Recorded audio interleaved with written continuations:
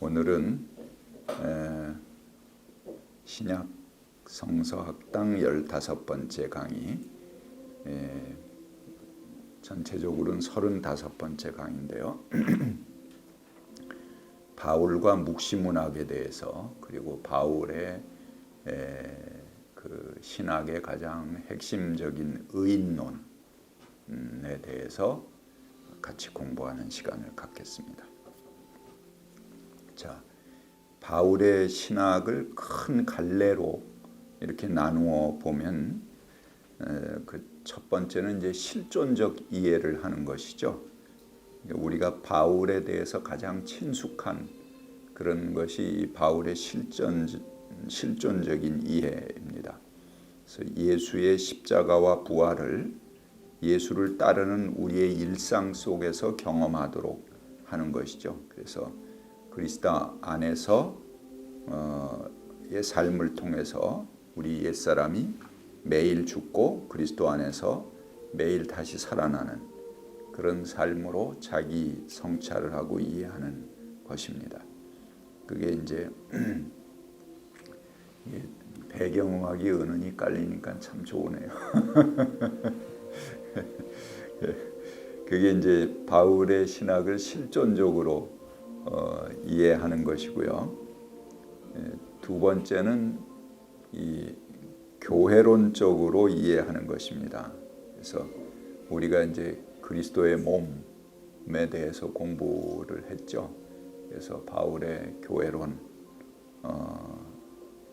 이 역사 안에 다가올 그런 하나님 나라에 대한 꿈, 즉 이 종말론을 교회론으로 이해하는 것이죠.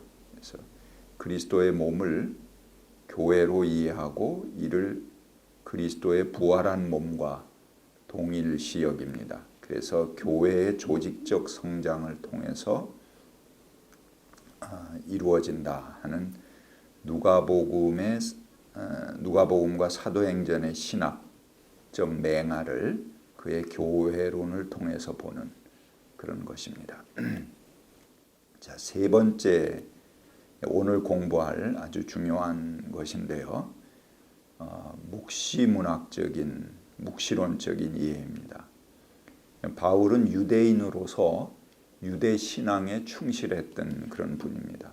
근데 그 당시에 그 로마의 식민지 치하에서 또 로마와의 항쟁, 로마와의 전쟁을 앞두고 있는 그런 상황에서 유대인들은 아주 극도의 그 묵시적인 그런 세계 속에서 살고 있었습니다. 그래서 마지막 때다 이런 그 긴박감을 가졌고요. 또 묵시문학적인 희망, 이 역사 안에 메시아가 오셔서 이 세상을 새롭게 하신다. 메시아라는 것은 저기 초월한 세계나 뭐 하늘나라나 이런 데 오시는 게 아니죠. 여기 이 땅을 구원하러 오시는 그건 하나님입니다. 그리고 하나님의 메신저고요. 그래서 이 땅을 새롭게 하시는 그런 종말론에 대한 강한 희망이 바로 이 묵시문학인데요. 유대인들은 그런 묵시문학을 아주 강하게 가지고 있었습니다. 그 당시에. 뭐 세상이 아주 험할수록 이 묵시문학은 더 강렬해지는 거죠. 그렇지만 그 우리들은 지금 한국 교회나 뭐 세계 교회도 마찬가지입니다만 이 실존론적인 바울의 이해나 교회론적인 이해들은 바울 신학을 이해하는 주류로 남아 있습니다. 그러나 이 묵시론적 이해는 사실은 그 당시 바울에게 있어서는 가장 중심되는 신학임에도 불구하고 기독교 주류 신학에서 뒤로 물러나 있어요. 그리고 단지 소종파들에 의해서만 이 묵시문학적 이해가 유지되어 왔습니다. 왜 그럴까요? 이 묵시문학이 급격한 변화와 변혁을 희망하는 그런 아주 혁명적 요소들을 가지고 있죠. 이게 조직적이고 체계적인 교회들은 수용하기가 껄끄러운 겁니다. 그래서 이 조직적 안정성을 추구하는 주류들에 의해서 이 묵시문학적인 바울의 이해는 사장되거나 제거되었습니다. 그래서 오늘은 이 바울의 묵시문학적 이해에 대해서 중심적으로 보겠습니다. 특히 이제 요즘 그 시카고 학파에서 한참 각광을 받는 샌더스라고 하는 그런 신약학자는 이 바울과 묵시문학, 그리고 특히 예수님에게서도 이런 강한 그 시대의 어떤 새로운 시대를 열망하는 그런 유대적인 경향이 강하다 하는 것들을 그 중심으로 책을 내기도 했습니다. 자, 바울에게 있어서 아주 임박한 종말의식이 있습니다. 예수님도 마찬가지죠. 그 시대가 끝나기 전에 그 나라가 임한다, 이제 이런 의식을 가지고 있었는데요. 거기 그 임박한 종말의식에 대한 성경 구절들 제가 적어놨습니다. 여러분들이 꼭 읽어보시기 바랍니다. 고린도전서 16장 22절에 마라나타 우리 주여 오시옵소서, 아주 유명한 그 초대교회 기도문이죠. 바로 그것도 이 묵시문학적 기도입니다. 주님이 곧 여기 임하신다 하는 그런 열망을 담고 있는 것입니다. 제가 얼마 전에 이제 한 그 복음성가 가수인데 나와서 이제 노래를 하면서 오시리라, 그분이 곧 오시리라, 곧 임하시리라, 뭐 이런 내용으로 된 가사, 아주 단순한 가사로 간절한 마음으로 그 찬양을 부르는 걸 보고 굉장히 감동받았어요. 지금 그분이 그렇게 곧 임하신다, 여기 오신다, 이런 신앙 우리 한국교회에서 죽어버렸잖아요. 그분의 재림에 대해서 그냥 가끔가다 찬송가나 성경 속에만 있지, 그분이 곧 임하신다 이런 그 임박성을 가지고 보는 사람들은 거의 없죠. 그런데 그 복음성가 가수가 아주 간절하게 그 찬양 부르는 걸 보고 제가 아직까지도 이렇게 그 묵시적인 신앙을 그 간절한 마음으로 사모하는 분이 있구나 하는 걸 감동을 가지고 들은 적이 있습니다. 고린도전서 11장 26절에도 성만찬 때 하는 이야기입니다. 너희가 이 떡을 먹으며 이 잔을 마실 때마다 주의 죽으심을 오실 때까지 전하는 것이라. 우리 성찬에 항상 하는 얘기죠. 이것도 묵시문학적인 그런 그 희망을 가지고 있는 것입니다. 그 다음에 빌립보서 4장 4절부터 5절, 주 안에서 항상 기뻐하라. 내가 다시 말하노니 항상 기뻐하라. 너희 관용을 모든 사람에게 알게 하라. 주께서 가까우시느니라. 또 마찬가지입니다. 또 빌립보서 1장 6절, 너희 속에 착한 일을 시작하신 이가 그리스도 예수의 날까지 이루실 줄을 우리가 확신하노라. 그래서 예수의 날, 그 날이 곧 온다, 재림의 날이죠, 하는 그런 희망들을 초대교인들이 가지고 있었다. 이게 이제 당시 유대주의적인 묵시문학의 경향이다. 이게 이제 이 묵시문학이 유대적이라고 하는 것은 당시에 이런 그 신앙을 가진 것이 이제 유대 교회 묵시문학뿐이 없는 거죠. 뭐 히랍이나 뭐 이런 신학 속에서는 이제 이런 그 임박한 메시아라든가 이 세상이 뒤집혀지고 하나님께서 새로운 통치를 펼치신다든가 이런 사상들을 가지고 있지 않습니다. 이런 말씀들을 보면 바울은 종말, 하나님 나라가 임박했다는 희망을 확신했습니다. 그리고 바울은 이 세상 구조들에서 성급하게 이탈할 것을 권합니다. 그 다음 고린도전서 7장 말씀 좀 읽어주실래요? 형제자매 여러분, 내가 말하려 하는 것은 이것입니다. 때가 얼마 남지 않았으니 이제부터는 안에 있는 사람은 없는 사람처럼 하고 우는 사람은 울지 않는 사람처럼 하고 기쁜 사람은 기쁘지 않은 사람처럼 하고 무엇을 산 사람은 그것을 가지고 있지 않은 사람처럼 하고 세상을 이용하는 사람은 그렇게 하지 않는 사람처럼 하십시오. 이 세상의 모습은 사라져 버리기 때문입니다. 아주 임박한 그런 의식을 가지고 있는 거죠. 그래서 이 세상의 모습이 곧 사라져 버리니까 이런 비상한 삶을 주문하고 있습니다. 바울이 결혼하지 않은 사람은 결혼하지 말라 그렇게 권하잖아요. 그렇게 권하는 것도 뭐냐 하면은 그날이 임박했기 때문에 그렇다 그런 거죠.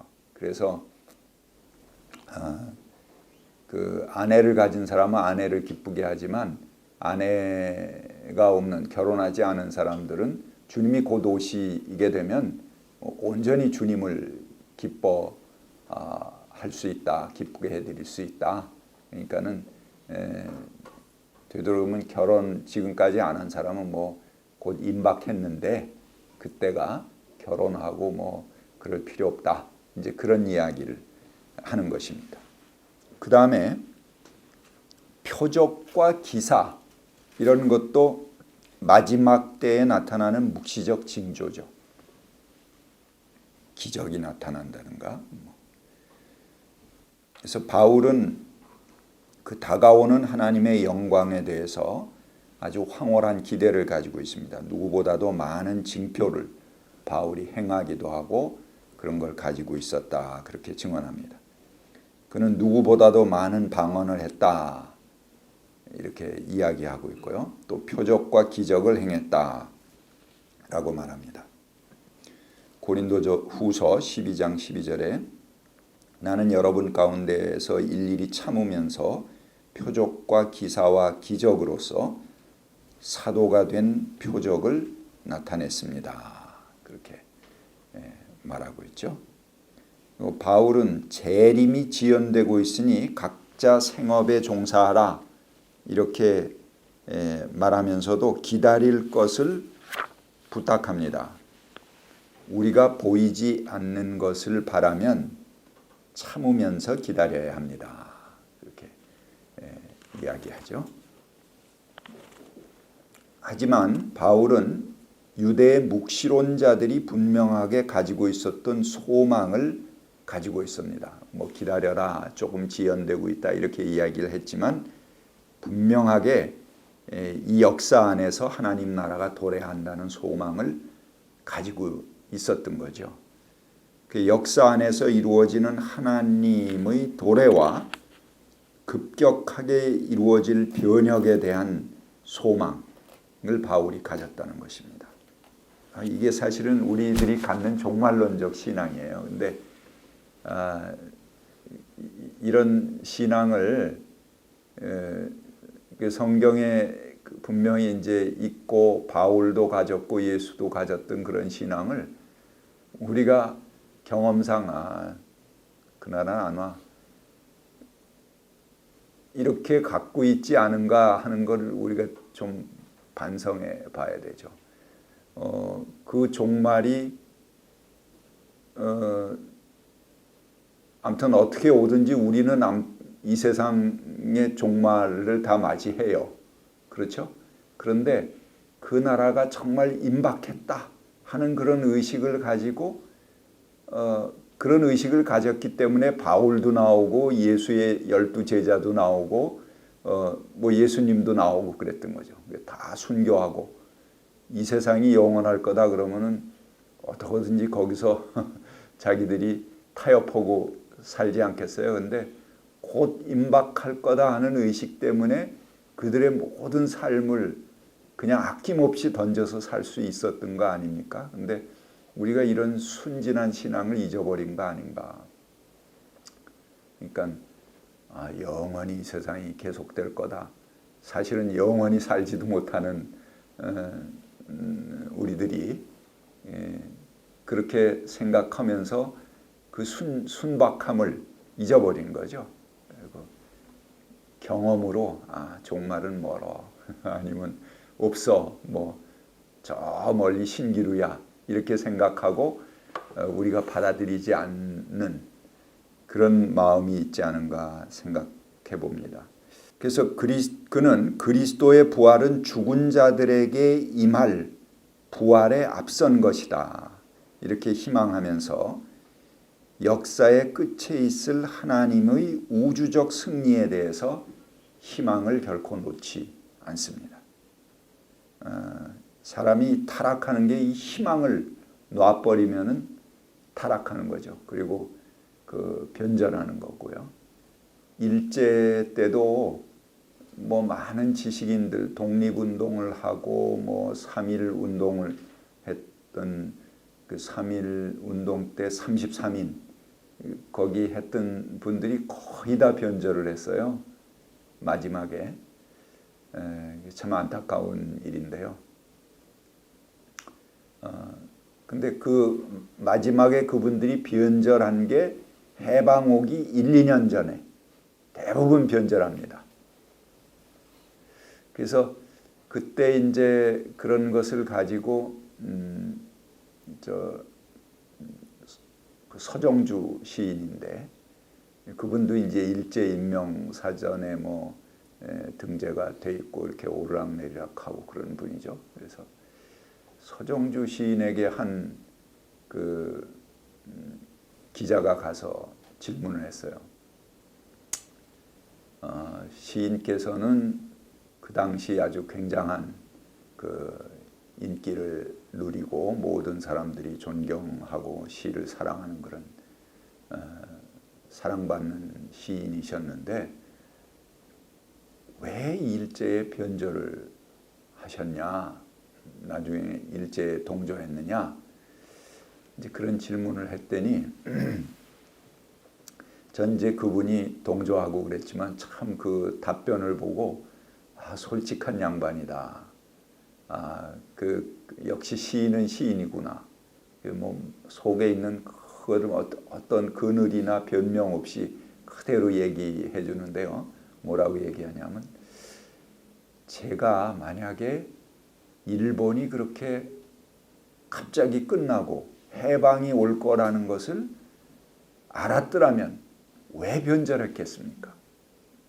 그 당시는 일본이 승승장구해서 중국도 이기고 러시아도 이기고 그 다음에 건너가서 미국까지 치고 이러는 그 판국에서 온 세계가 다 일본 건데 이 일본이 망할 거라고는 도저히 생각하지 못했다.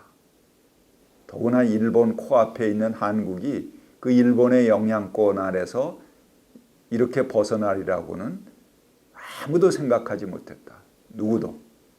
그래서 그때 많은 사람들이 변절을 했고 자기 역시 그런 희망을 잊었노라.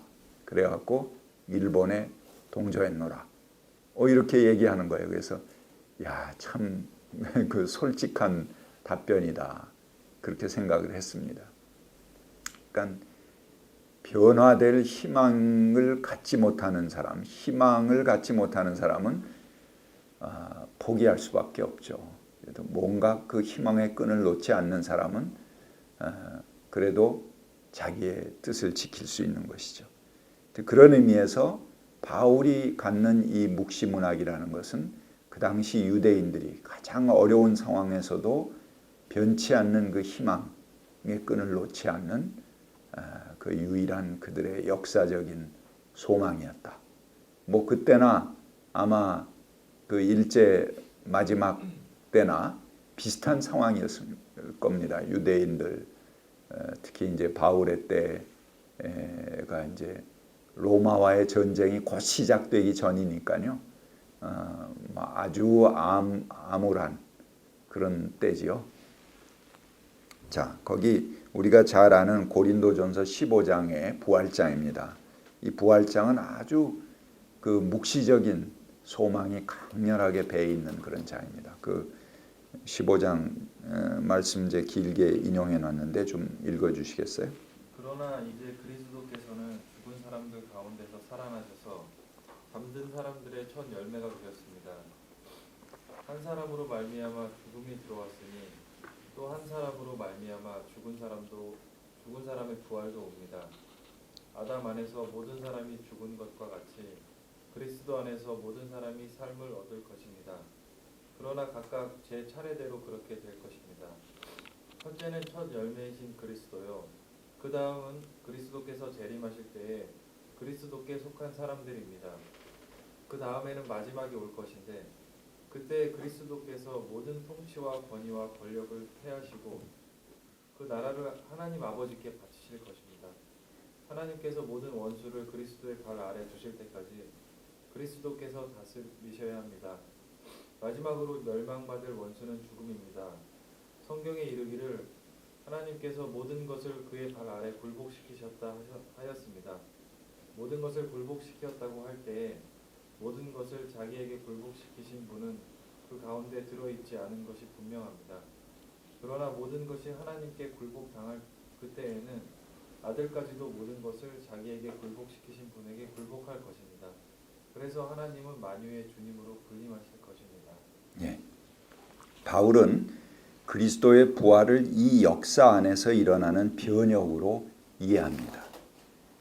그는 부활의 첫 열매가 되셔서 그리스도의 부활과 재림 사이의 시간에서 왕노릇하는 모든 통치와 모든 권위와 권력을 폐하실 것이다. 그렇게 말하고 있습니다.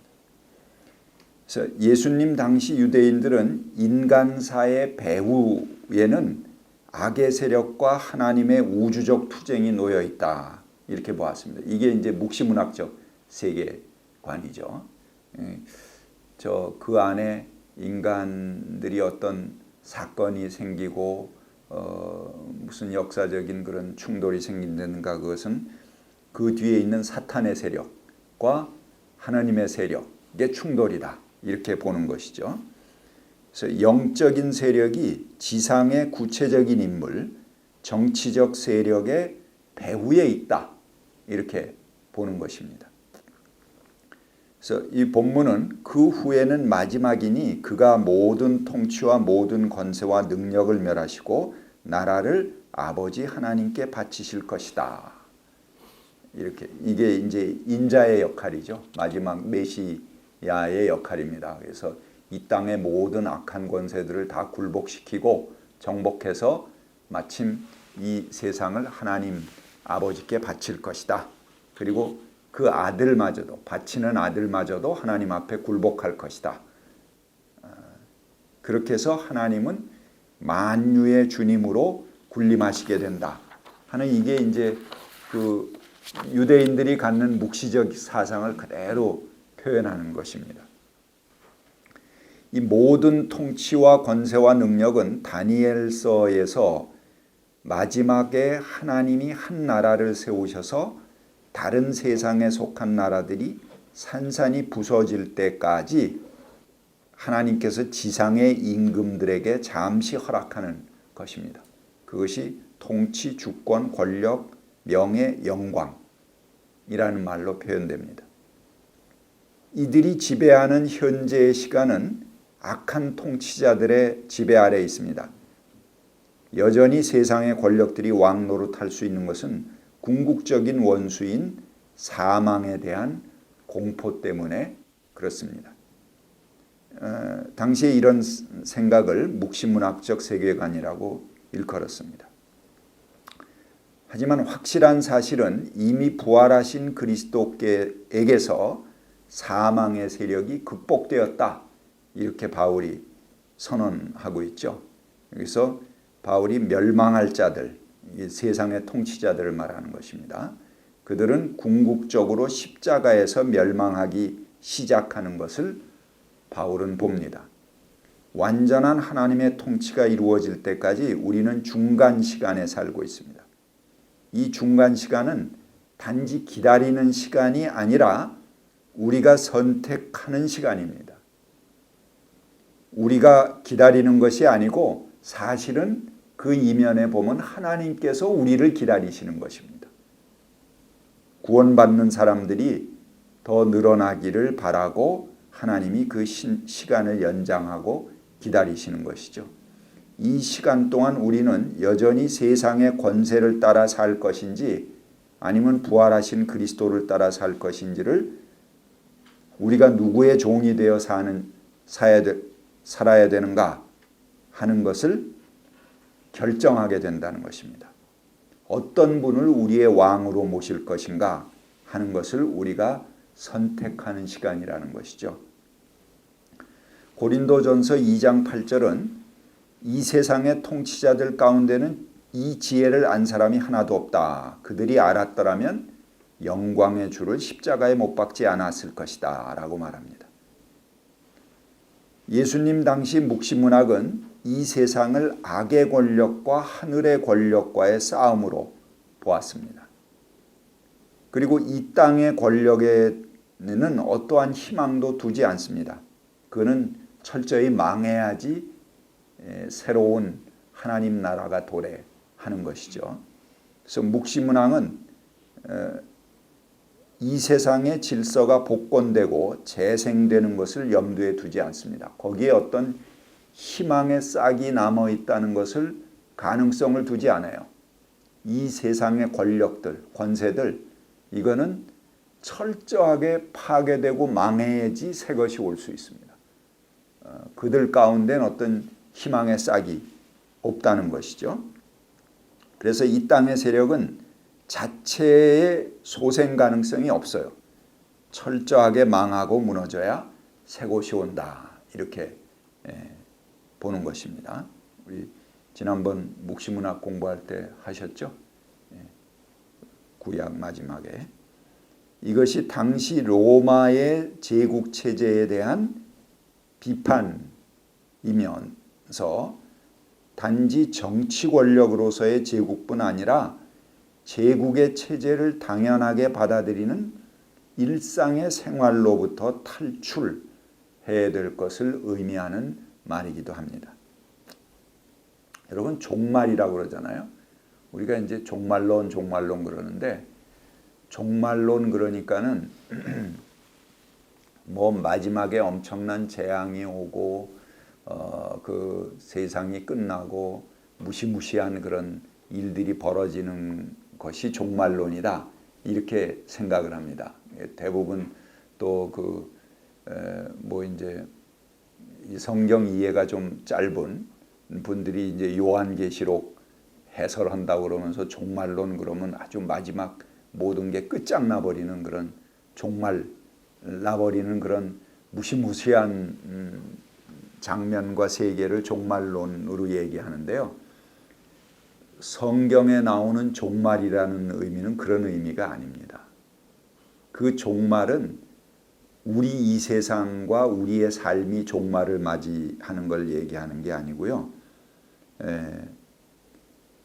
이 세상을 지배하고 있는 그 지배자들, 아까 묵시문학적으로 봤을 때 이 세상의 악의 세력을 지배하고 있는 그 지배 세력들이 있죠. 그 지배 세력들이 끝장나는 것을 종말이라고 얘기합니다. 그러니까 이 종말은 굉장히 기쁜 시간이죠. 우리들에게 소망의 시간입니다. 그래서 종말이라는 말은 우주적이고 궁극적인 마지막 때를 말하는 것이 아니라 그것은 공중의 권세 잡은 자들이 잠시 중간의 시간을 맞도록 허용되었지만 이제는 그들이 종말을 맞이하는 것을 말하는 의미입니다. 즉 세상의 권세와 악한 질서가 심판받고 종말을 맞이하는 세상을 뜻합니다. 그래서 종말은 하나님의 대청소이고 세상의 질서에 대한 사형 선고를 의미하는 것입니다. 바울은 십자가의 사건을 세계화했습니다. 그래서 그는 십자가를 하나님을 적대하는 악의 세력과의 마지막 결전이라는 우주적 차원에서 이해합니다. 그는 마지막으로 멸망받을 원수는 죽음입니다. 여기 그 26절 말씀인데요. 개역에는 맨 나중에 멸망받을 원수는 사망이니라 그렇게 표현하고 있죠. 그는 이 세상의 악한 통치자들이 우리를 위협할 수 있는 가장 큰 무기가 바로 죽음이라고 이야기합니다. 그러니까 우주적 권세를 잡은 마지막 적을 바울은 모든 인간의 내면에 있는 적, 즉 사망이다 이렇게 표현한다는 거죠. 지난번 우리 그 마지막 부활 공부할 때 잠깐 공부를 했습니다. 그러니까 하나님에게 저항하는 마지막 영적 세력이고 적대적인 권세가 뭐냐? 그것이 죽음이라는 거죠. 왜 죽음이 마지막 적인가? 죽음을 강요하고 거짓 평화를 강요하는 황제가, 이 황제로 대표되는 이 세상의 지배자들이죠. 그들이 무기로 삼는 것은 항상 죽음이라는 세력이라는 것입니다. 황제 자체가 두려운 것이 아니고 그가 휘두르는 죽음의 공포가 더 두려운 것입니다. 이 세상의 권력자들, 그 지배자들은 십자가를 항상 앞에 내세우고 우리를 위협하고 겁줍니다. 십자가가 상징하는 것은 죽음의 공포죠. 가장 공포스럽게 사람을 죽이는 방법이 십자가의 죽음 아니겠습니까? 가장 잔인하고 아주 오래 바로 죽이지 않고 오랫동안 고통스럽게 죽이는 형이 바로 이 십자가입니다. 그렇기 때문에 공포를 극대화하는 그런 사형법이라고 그랬죠. 그들은 죽음을 담보로 해서 우리를 항상 겁주고 비겁하게 만듭니다. 너 그렇게 하면은 해고당해. 너 그렇게 하면 감옥 가. 너 그렇게 하면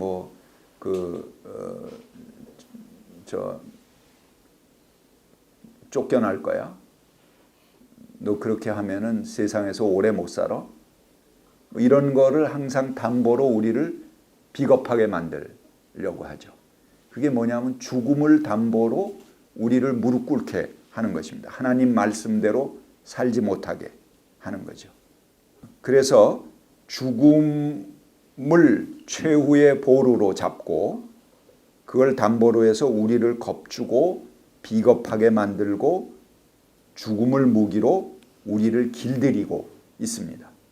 이것이 이제 세상의 지배자들이 쓰는 수법이라는 것입니다. 그들은 죽음으로 우리를 위협하고 우리를 하나님과 등지게 만들어 버립니다. 그리고 우리를 배반의 자리, 거짓의 자리에 적절히 타협하고 서도록 우리를 몰아 넣는다는 것이죠. 그래서 이 세상의 통치자들이 우리를 겁주고 협박하는 무기는 죽음입니다. 바로. 그러니까 마지막에 우리가 꼴깍하고 숨이 떨어져 죽는 그 죽음이 문제가 아니에요. 그 누구나 다 당하지만 바울이 얘기하는 것은 죽음의 권세입니다. 여기 보세요. 고린도전서 15장에서 바울이 극복하고자 하는 것은 죽음의 권세예요. 죽음의 권세는 꼴까닥하고 숨 떨어지는 그 죽음이 아니고 살아서 우리를 지배하고 있는 죽음의 권세입니다. 그 죽음의 공포죠. 그것 때문에 우리가 제대로 살지 못하고 항상 타협하고 하나님 말씀 밖으로 적절하게 그저 그 타협하면서 사는 그런 삶을 산다는 거죠. 그래서 세상의 통치자들은 이 죽음을 담보로 우리를 자꾸 비겁하게 만듭니다.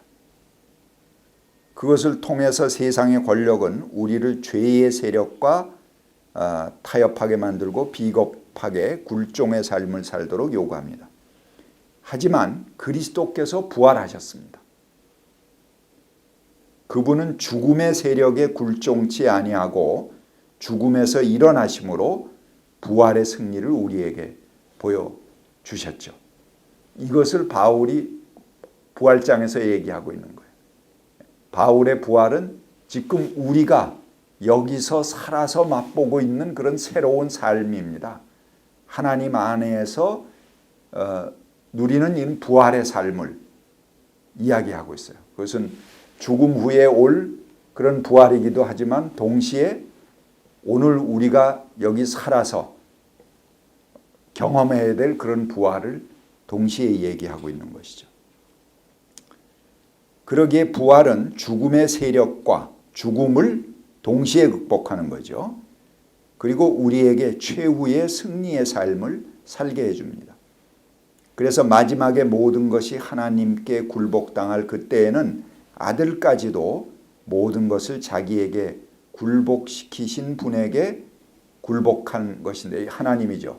마지막 만유의 주십니다. 그때 하나님은 만유의 주님으로 정말 이 세상의 모든 권력들을 다 무릎 꿇게 하고 군림하실 것이다. 이렇게 보고 있는 것이 이제 이 고린도전서 15장의 이야기입니다. 하지만 기독교 신학에서 이러한 임박한 종말과 재림에 대한 기대는 사라져 버렸습니다. 먼 역사의 지평선 끝에서 일어날지도 모르는 아지랑이처럼 희미해져 버리거나 아무도 소망하지 않는 신기루처럼 흔적도 남기지 않고 우리의 신앙 속에서 사라져 버렸습니다. 역사의 변혁에 대한 본래의 소망이 없어진 자리에 교회의 조직과 확장을 절대화하는 돌연변이가 생기게 되었습니다. 하나님은 사라지고 하나님 대신 하나님의 권위를 누리며 세상의 통치자들과 벗하고 함께 권세를 마음껏 누리는 이상한 변종들이 자리 잡게 된 것입니다. 자, 묵시문학적 사고의 포기가 가져온 결과들이 어떤 것이 있느냐? 이 기독교가 묵시문학적 사고를 포기하게 됨으로써 여러 가지 변화들이 생기게 됐는데 이것은 본래 예수님과 바울의 메시지에서 많은 이탈을 가져오게 되는 실로 큰 상실이 오게 됐죠. 몇 가지 나누어서 보겠습니다. 첫 번째, 유대적 기반으로부터의 소외입니다. 이스라엘은 분명하게 역사 안에서 이루어질 변화를 소망했습니다. 이게 이제 유대적 메시아의 기대라는 거죠. 그것은 구약 성서 안에서 나타나는 하나님의 약속에 근거한 것이고 그로부터 야기된 유대교의 메시아적 기대는 수많은 역사적 사건을 일으키면서 유대의 역사 안에서 현재화되어서 나타나는 그런 힘의 동력이었죠. 변화의 동력이었고. 그러나 이런 역사적 변혁에 대한 소망들을 저기 멀리 있는 초월의 세상으로 던져버렸어요. 이렇게 비묵시문학적인 기독론으로 전환시켜버린 기독교는 아무런 변화도 일으키지 못하는 아무런 힘도 가지지 못하는 나약한 종교가 되어버리고 말았습니다. 기독교는 세상 안에 존재하지만 세상과는 다른 별개의 집단으로 존재하게 되어버린 거죠. 두 번째는 복음의 영적 해석을 산출했습니다. 하나님은 개인의 영혼을 구원하는 역할로 축소되어 버리고 말았습니다. 이 세상의 본성과 구조에 대한 성찰과 세상을 새롭게 할 구원에 대한 기대 이런 건 상실되어 버려진 거죠. 또한 하나님께서 모든 피조물을 새롭게 하실 것이라는 소망과 그가 새롭게 우리에게 오실 것이라는 메시아적 기대는 사라져버리고 하나님은 오직 개인에게만 영향력을 미치는 존재로 강조되는 것이죠. 아주 중요한 것을 상실해 버린 거죠. 세 번째, 그리스도 사건이 하나님 나라의 첫 열매라기보다는 신성의 충만함으로 대체되어 버리고 말았습니다. 그래서 구약 성서에서 예언된 하나님의 약속이 성취되는 것은 이미 예수 그리스도 안에서 이루어졌다. 이렇게 보는 거죠. 그리고 이것으로 구원이 완성되었기 때문에 하나님의 우주적 승리의 새하늘과 새 땅에 대한 장래의 언급은 소멸됩니다. 그리고 무시됐다는 것입니다. 네 번째, 묵시문학적 사고의 포기는 종말론을 무용한 것으로 여기고 기원론으로 대체하게 됩니다. 그래서 마지막 때의 하나님에 대한 강조로부터 맨 처음 하나님으로의 관심이 이전돼 버리고 말았습니다. 그래서 시작은 얘기하는데 마지막은 얘기 안 하는 거예요. 끝은. 우리가 그걸 상실해 버린 거죠. 제가 어렸을 때만 해도 전 뭐 부흥회 엄청 따라다녔어요. 그때 뭐 이 부흥회들이 아주 한국 교회에 굉장히 유행할 때인데 그때만 해도 이 마지막 신앙들이 있었습니다. 재림 신앙, 종말에 대한 기대 이런 게 있었는데요. 요즘은 뭐 어느 목사님의 설교에 대해서도 이런 종말에 대한 기대, 마지막에 대한 그런 소망이나 기다림 이런 것 찾아보기가 힘들어요. 제가 좀 문외해서 그런지 몰라도 거의 그런 메시지가 한국 교회에서 사라져 버린 거죠.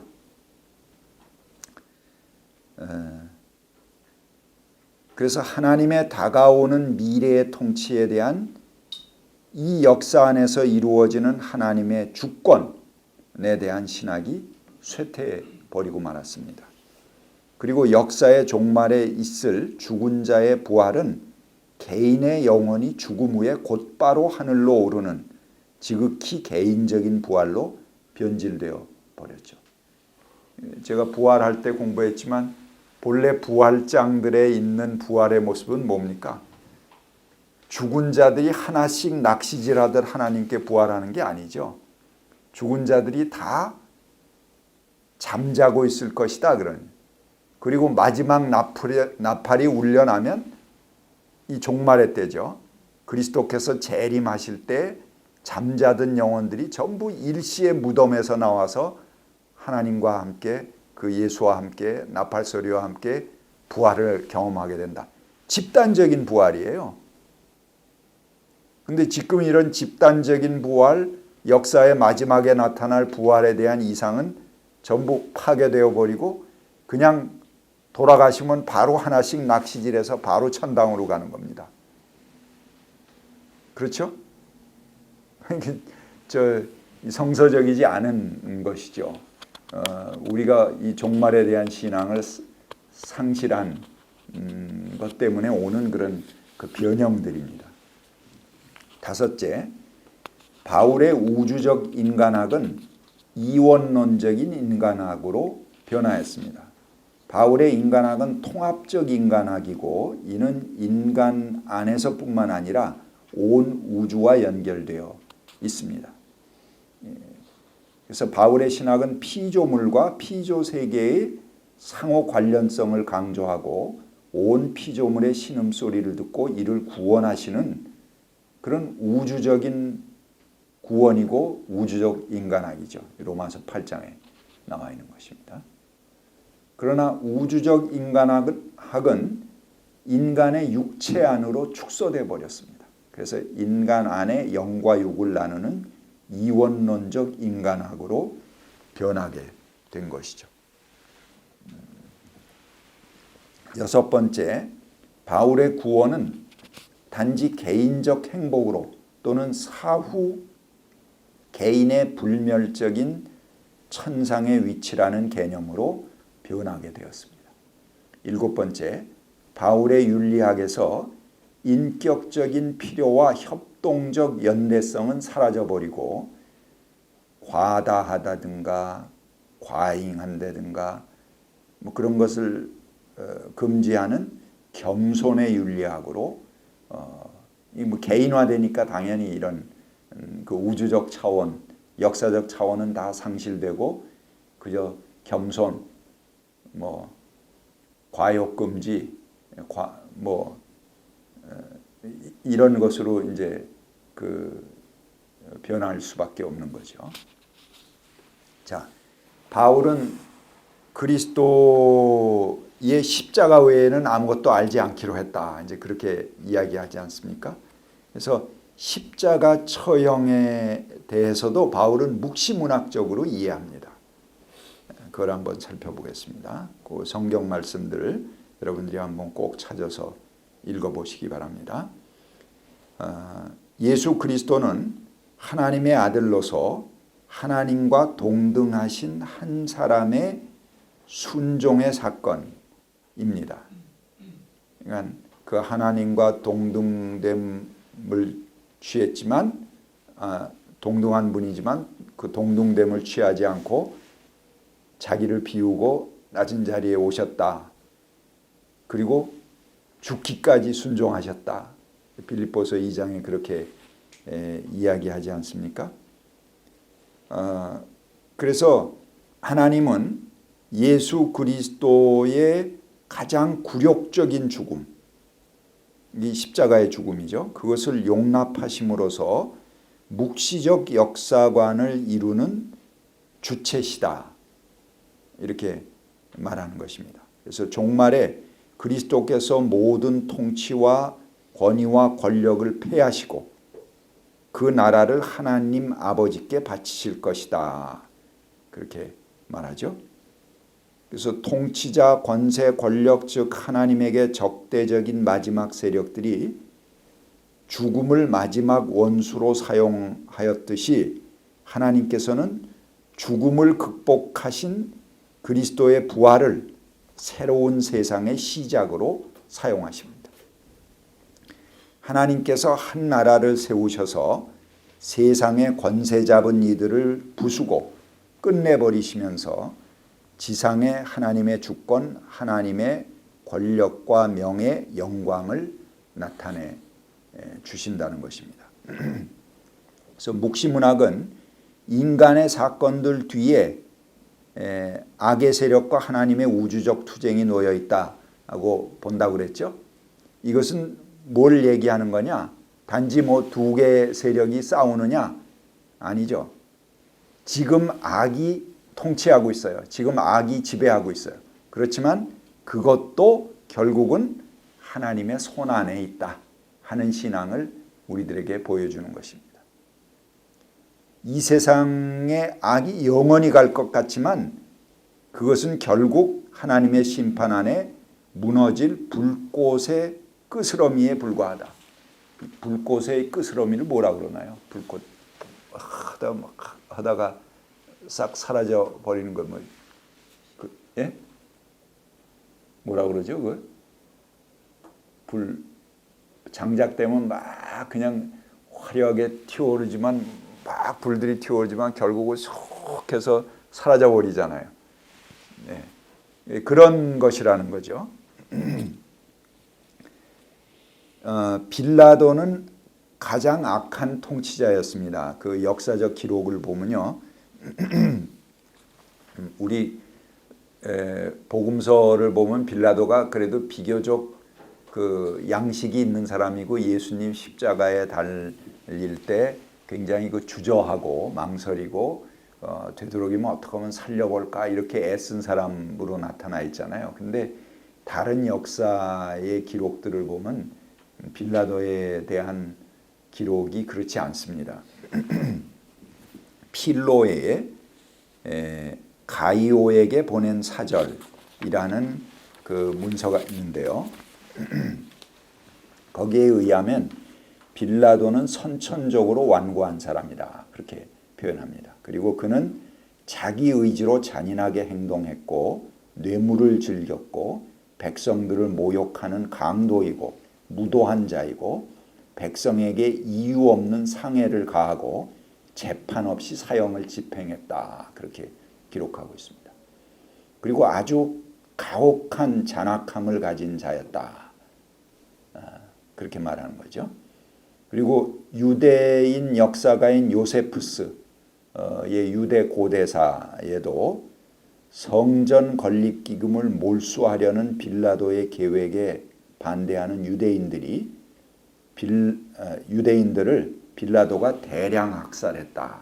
이제 그런 기록도 남아 있습니다. 그래서 빌라도는 가장 악한 통치자의 전형입니다. 이 초자연적인 권력은 종말의 메시아에 의해서 멸망당하고 말 그런 대상으로 언급됩니다. 빌라도는 물론이고 그를 넘어서 하나님에 대해서 적대적인 하늘과 땅의 모든 권력들은 멸망을 앞두고 있습니다. 이와 대조해서 가장 선하신 인간이며 참 하나님이신 예수의 십자가형은 이 세상의 통치자들을 폭로하고 전복시키는 하나님의 계획의 핵심입니다.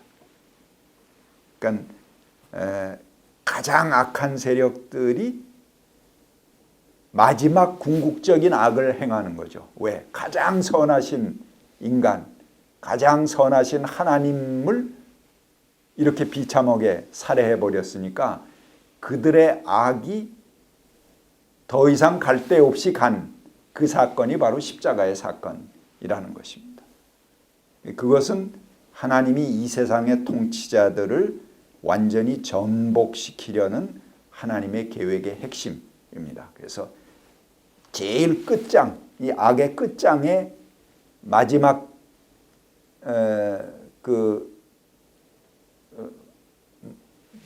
마지막 터미널이죠. 거기에 십자가가 이렇게 서 있는 것입니다. 바울은 그리스도의 죽음과 부활로 인해서 이제 묵시적 권력의 동맹은 패배했다 이렇게 보고 있습니다. 이는 피조물을 얽매고 있는 모든 권력에 대한 하나님의 마지막 해방 전쟁의 시작으로 보는 것입니다.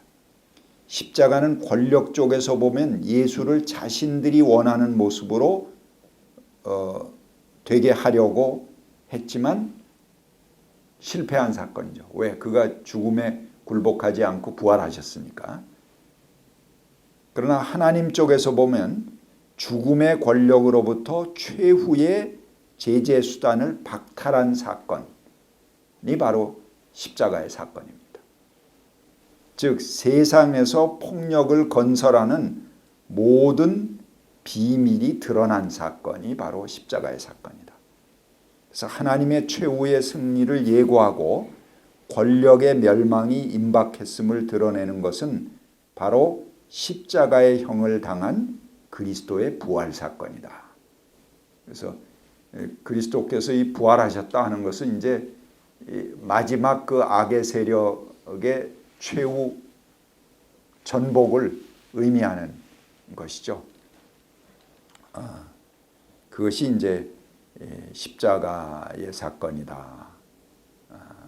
이렇게 그 바울이 보는 것입니다. 그래서 바울은 나는 십자가 외엔 다른 것 알지 않기로 했다. 이 세상 어떤 권력과 어떤 불의와 어떤 부정이 그들의 폭력 이런 것도 다 그 끝이 십자가로 수렴되어 있는 것이죠. 근데 하나님께서 그 십자가의 사건을 뒤집어 엎으신 게 부활 사건 아닙니까? 그렇기 때문에 부활은 궁극적인 승리고 최후의 그 희망이다. 모든 것이 전복되는 그런 묵시문학적인 전복의 마지막에 끝에 뭐가 서 있어요? 십자가가 서 있는 거죠. 그러니까 가장 십자가는 묵시문학적인 것입니다. 그것이 부활로 연결되는 그 전환이 바로 이 묵시문학의 이 구약 성경에 예언되어 온 그런 메시아 묵시문학의 그 전복이 바로 십자가 상에서 이루어지고 악의 세력들 궁극적인 이 땅의 지배자들의 심판이 십자가 안에서 이루어졌다. 이렇게 바울이 보는 것이죠. 자, 로마의 평화에 대항하는 신학적 구조. 로마가 세계를 지배하는 동안 자신들의 통치를 로마의 평화로 위정하고 전 세계의 국지적 전쟁이 사라진 평화의 시대가 도래했다. 이렇게 선전했습니다. 근데 이것이 얼마나 위선적인 평화였고 단지 평화라고 부르도록 강요된 구호에 불과하였다는 것을 이미 우리는 앞에서 살펴보았죠. 거의 각 주로도 제가 다시 반복해 놨습니다. 로마는 그들이 정복한 나라에서 대규모 무력 행사와 십자가 처형을 자행했습니다. 기원전 167년에 에피롯의 주민들을 학살하고 노예로 잡아간 사람들이 15만 명에 달했고요. 기원전 146년에는 고린도에서의 파괴가 행해졌습니다. 이 고린도 시는 그래서 아주 대대적인 파괴를 경험한 그런 시입니다. 그리고 그 중에서도 가장 큰 전쟁은 유대에서 행해졌습니다. 그것이 주후 66년에서 73년 사이에 유대와 로마의 전쟁입니다. 물론 이제 유대가 멸망했죠. 그리고 초토화되었습니다. 수많은 유대인들이 죽임을 당했고 10만 명이 넘는 유대인들이 노예로 로마로 끌려갔습니다. 그리고 유대인들은 예루살렘에 거주하지 못하도록 소개령이 내려졌고 많은 사람들이 팔레스타인을 떠나서 디아스포라로 흩어지게 되는 그런 역사가 시작된 것입니다. 그 유대라는 나라가 없어졌죠. 완전히 그 나라 자체를 없애버렸습니다. 이러한 권력은 연대적이고 강고합니다. 그리고 민중을 죽음으로 이끄는 세력입니다. 이들은 민중을 노예로 삼아버렸습니다. 백성을 노예로 삼고 죽음으로 내모는 그런 세력이라는 거죠. 이런 로마 제국의 역사적 상황은 그대로 바울의 신학적 구조에 반영됩니다. 그래서 바울이 죄에 대해서 언급하고 있는데요. 이 죄에 대해서 바로 이 보편성과 연대성으로 죄를 설명합니다. 죄가 몇 사람에게 영향을 미치는 것만이 아닙니다. 그것은 거부하고 피할 수 없는 권세로 나타나죠. 그리고 유다인이나 이방인이 모두 죄 아래 있다 그렇게 설명합니다. 아담이 범죄한 것처럼 아담으로부터 유래한 모든 인간이 아담 안에서 범죄에 참여하고 있다. 그렇게 말하지 않습니까? 또 죄는 사회 구조 안에 있고 삶의 모든 관계 속에 각인됩니다. 그는 모든 사람이 죄를 범하였으므로 하나님의 영광에 이르지 못한다고 말하죠. 바울의 이런 말은 원죄론을 낳게 됩니다. 그래서 기독교의 원죄는 바로 이런 구조적인 죄를 드러내줍니다. 우리가 아무리 선하게 살려고 살았다고 하더라도 그 사람은 원죄 안에 있다, 죄 아래 있다 하는 설명 아닙니까? 그래서 모든 사람이 죄를 범하였으며 하나님의 영광에 이르지 못하더라 하는 그 말씀을 그대로 신학적으로 설명한 것이 이제 원죄론이라는 것이죠. 근데 이 원죄에 대한 이해 가운데 제가 한 두 가지 이해 정도를 아주 납득이 가는 그런 설명들입니다. 소개했습니다. 하나는 중세의 신비주의자인 에카르트의 이해인데요. 에카르트는 이렇게 원죄를 설명했습니다. 그는 인간이 남자와 여자로 나뉘어져 있고 또 너와 내가 객체로 분화되어 있는 것이 원죄다. 이렇게 설명했어요. 이런 점은 인간이 완전히 하나가 되지 못하도록 하는 요소들이죠. 너와 내가 객체적으로 나눠져 있다. 이거 아무리 내가 사랑하고 하나가 된다 그러지만 궁극적으로 너와 내가 나눠졌기 때문에 어느 지점에선 갈려야 됩니다. 이해관계가 맞설 수도 있고요. 그래서 완전한 하나가 되지 못하게 하는 요소죠. 그것이. 그리고 완전한 사랑을 방해하는 요소입니다. 에카르트는 이러한 원래적인 죄의 요소를 원죄다 이렇게 보았습니다. 그래서 에카르트는 개체적인 한계성을 극복해 나가는 것이 구원을 이루는 삶이다. 그러니까 너와 나의 이 분리, 한계, 이 개체성을 극복해 나가도록 노력하는 것이 그 사랑이고 구원을 이루는 것이다. 이렇게 설명을 했습니다.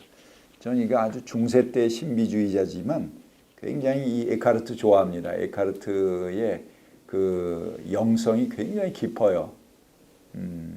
그래서 요즘 이제 영성을 공부하는 분들이 이제 많이 에카르트 다시 이제 부활시키고 있죠. 그래서 요즘 한국 사람들이 많이 읽는 에카르트 톨레의 책, 미국에서도 아주 선풍적인 인기를 끌고 있습니다. 영성 신학자죠. 이 에카르트 톨레도 사실은 에카르트가 아닙니다. 근데 에카르트 마에스터 에카르트인데요. 이 중세 신학자. 이분을 너무 사랑하고 존경해서 자기의 이름까지도 이분의 이름을 갖다 넣었습니다. 그래서 에카르트 톨레라고 자기 이름을 한 거죠. 그러니까 아주 영성의 보고라고 할 수 있는 분이 에카르트 마에스터 에카르트입니다. 중세 신학자죠. 그 다음에 이제 제가 또 좋아하는 신학자 한 분인데요. 그 가장 원죄에 대해서 설득력 있게 설명하신 분입니다. 독일의 여성 신학자인 도르트 주엘레입니다. 지금 이제 할머니 신학자신데요. 아주 굉장히 깊은 그 신학을 또 펼치고 계세요. 이 주엘레가 어린 시절에 네덜란드를 방문한 적이 있습니다. 거기서 주엘레가 그 비슷한 또래의 아이를 하나 사귀었어요. 그래서 그에게 아주 그 마음을 열고 다가가려고 애를 씁니다. 그런데 이상하게 그 아이는 주엘레가 다가갈수록 그 주엘레를 경계하고 자꾸 피합니다. 그래서 주엘레가 상처를 받았어요. 어느 날 어머니에게 여쭙니다. 엄마, 아무개가 자꾸 나를 멀리해. 그리고 나를 경계한다. 그런 걸 이제 고백을 해요. 그랬더니 그 어머니가 옛날 이야기를 하나 들려줍니다. 옛날에 독일이 네덜란드를 지배했었다. 그래서 네덜란드 사람들은 독일 사람들을 싫어한다. 그리고 많은 피해 의식을 가지고 있다. 그런 것을 네가 이해해야 된다라는 것을 주엘레에게 얘기해 줍니다. 그래서 주엘레는 그 이야기를 듣고 주엘레 자신이 한 일은 아니지만 자기가 독일인이라는 것 말이 이렇게 안 나와. 그리고 독일 말을 쓰고 있다는 것 자체가 뭔가 그 조상들이 범한 죄책과 연결되어 있다라는 것을 인지합니다. 그래서 자신의 의지와는 상관없이 그 조상들과 관련된 어떤 죄책과 연결되어 있다 하는 것을 알게 되는 거죠. 이것은 사람이 태어나서 사용하게 되는 언어나 문화의 유산으로 주어지게 되는데 바로 이것이 원죄다. 이렇게 주엘레는 설명합니다. 그래서 개인은 거기서 빠져나올 수가 없다. 이것은 나의 결정과 나의 의지를 넘어서는 그런 나의 운명이다. 이런 것들은 나의 부모나 나의 선생님 또는 나의 조상들의 전통과 관련돼 있기 때문에 개인이 거기서 빠져나올 수 없는 세력이다. 그리고 우리를 지배하는 권력이다. 이것은 나의 선택에 의해서가 아니고 나에게 던져진 것이죠. 주어진 것이며 조상들, 이건 역사죠. 그리고 이웃들, 그 구조의 행위가 쌓여서 나에게 운명처럼 부과된 것이다. 뭐 원죄에 대해서 이렇게 명쾌한 설명이 없죠. 가장 그 명쾌한 설명을 주엘레가 해주셨습니다. 그래서 바울의 이런 죄에 대한 이해가 이렇게 구조적이고 연대적인 틀을 가지고 있고 사람을 노예로 만들고 또 죽음까지 이끌잖아요. 이런 은유들이 로마의 권력을 은유하는 것이다. 쇼트로프라고 하는 신학자들은 이제 그렇게 보았습니다. 바울이 죄에 대해서 설명한 것이 이것이 로마다 이렇게 얘기는 안 하고 있지만 결국은 로마가 그 민중들에게 행하는 모든 형태를 그대로 은유하고 있다는 것입니다. 매우 공고하고 연대적이고 그들에게 운명처럼 주어졌고 구조적이고 또 폭력적이고 사람을 노예로 만들고 죽음으로 내몰고 이런 것들이 죄의 특성으로 설명하고 있는 거 아닙니까? 근데 바로 그것이 로마란 세력이 그 백성들에게 그 지배자들에게 행하고 있는 것들을 바울은 이제 그렇게 설명하고 있다. 그런 관점에서 또 쇼트로프라고 하는 신학자는 이 죄를 로마의 은유로 보는 것입니다. 그래서 죄는 죽음을 가져오고 인간을 하나님에게서 멀어지게 만드는 그 원형이죠. 로마가 하나님에게서 멀어지게 만들고 황제 숭배를 강요하고 그러지 않습니까? 죄의 이러한 모습은 당시 전 세계를 장악하고 절대적인 힘으로 연대한 로마의 권력을 은유하는 것이다. 이렇게 보았다는 것입니다.